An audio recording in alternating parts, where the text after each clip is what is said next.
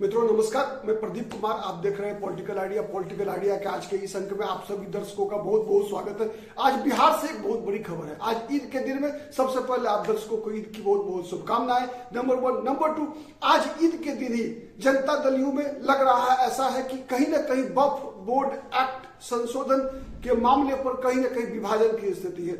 एक कहावत भी है कि मुखिया जब कमजोर होता है तो घर के अंदर तितर बितर होने की संभावना बढ़ जाती है। नीतीश कुमार की जो आज स्थिति है उसके कारण नीतीश कुमार की पार्टी में जिसको जो मन में आ रहा है वो कर रहा है। आज नीतीश कुमार की पार्टी के एक वरिष्ठ अल्पसंख्यक नेता, विधान पार्षद, पूर्व मंत्री गुलाम गौस आज सीधा पहुंच गए लालू प्रसाद यादव के दरबार में। लालू प्रसाद यादव के आवास में राबड़ी, वैसे वो कर्नांकित है वो फ्लैट राबड़ी देवी के नाम पर, लेकिन पता है लालू प्रसाद यादव पति हैं, तो लालू प्रसाद यादव से मिलने के लिए वहां पहुंच गए और उनके पहुंचते ही इस प्रकार की चर्चा राजनीतिक क्षेत्र में फैली कि जनता दल यू में नीतीश कुमार पर और जनता दल यू के वरिष्ठ नेताओं पर, जनता दल यू के जो अल्पसंख्यक नेता हैं उनका जबरदस्त दबाव है कि जनता दल यू के जो 12 सांसद हैं लोकसभा के अंदर,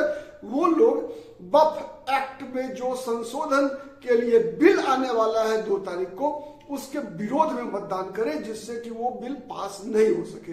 आपको पता है ये जो संसद है इसमें इस सरकार के पास अपना, बीजेपी के पास अपना बहुमत नहीं है।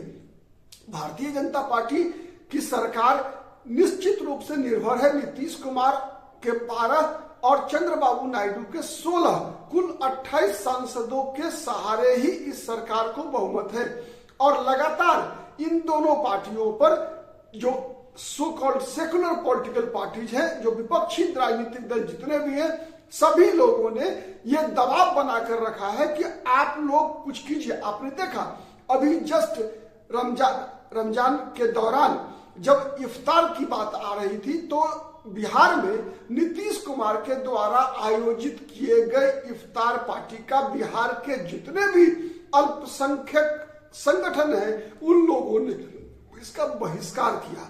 बहिष्कार करने वालों में जमीयत उलेमाए हिंद, साथ ही जो इमारते शरिया फुलवारी शरीफ है वहां के इन 2 प्रमुख संगठनों ने इसका बहिष्कार किया और नीतीश कुमार के बारे में कहा कि अनडाउटेडली नीतीश कुमार ने अल्पसंख्यकों के लिए, बिहार के मुसलमानों के लिए बहुत काम किया है। लेकिन अभी नीतीश कुमार से ये अपेक्षा एक बार फिर है कि नीतीश कुमार की जो पहचान है, उनकी जो पहचान मतलब उनके अनुसार अल्पसंख्यक जो संगठन है उनके अनुसार नीतीश कुमार की पहचान एक सेकुलर नेता की रही है। तो उन लोगों का कहना है कि नीतीश कुमार एक तो बिल का विरोध करें और दूसरा नीतीश कुमार को भी राजनीति बीजेपी के साथ नहीं करनी चाहिए। ये उन लोगों का मानना है और ये उन लोगों का मांग है। अब देखना यह है, लेकिन अभी तक जो नीतीश कुमार की पार्टी के तरफ से जो नीतीश लोगों ने पक्ष रखा, आपको पता है कि इस बिल के ऊपर आज से 4-5 दिन पहले जनता दल यू के वरिष्ठ नेता विजय कुमार चौधरी ने विधानसभा परिसर के अंदर स्पष्ट रूप से यह बयान दिया कि जनता दल यू ने अपना पक्ष जेपीसी के अंदर भी रखा है और जेपीसी के अंदर जो जितने संशोधन सरकार को प्रस्तावित किए गए हैं, सरकार उन्हें उन सभी संशोधनों को वक्फ बोर्ड एक्ट में शामिल कर लिया है।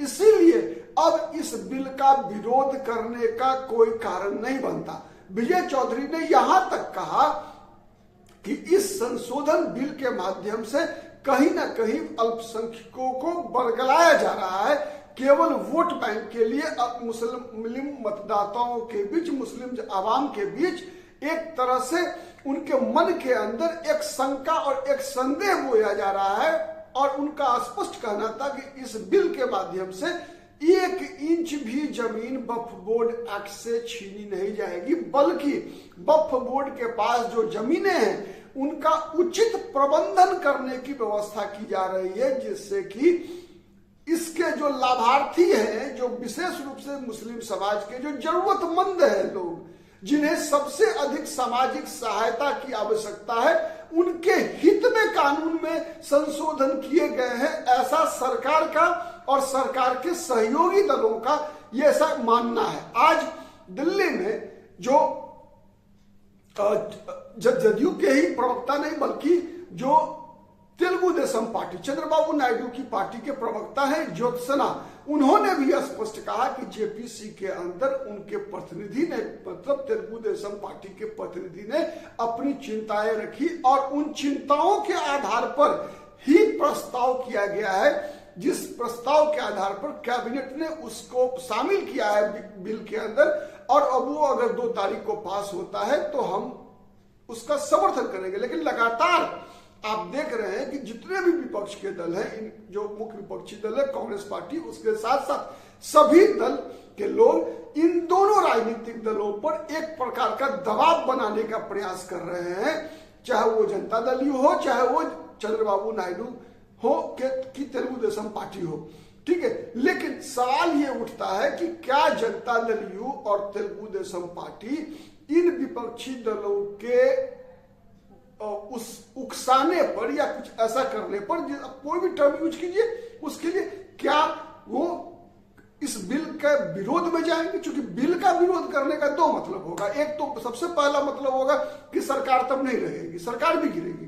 क्यों मैं कह रहा हूं? इसलिए कह रहा हूं कि चूंकि जिन 28 सांसदों पर अभी 293 सांसद हैं एनडीए के पास, 293 में से 293 में से अगर आप 28 सांसदों को घटा देते हैं तो कितने बचते हैं? 265, जबकि बहुमत के लिए चाहिए 272, तो 7 सीटें घटेगी बहुमत के लिए। तो ये 7 सीटें कहां से आएंगे? दूसरी तरफ एक और विषय है कि अगर ये चंद्रबाबू नायडू और नीतीश कुमार एनडीए के खिलाफ चले जाते हैं तो फिर एक और रास्ता बनता है कि क्या वैकल्पिक सरकार का गठन हो सकता है देश के अंदर।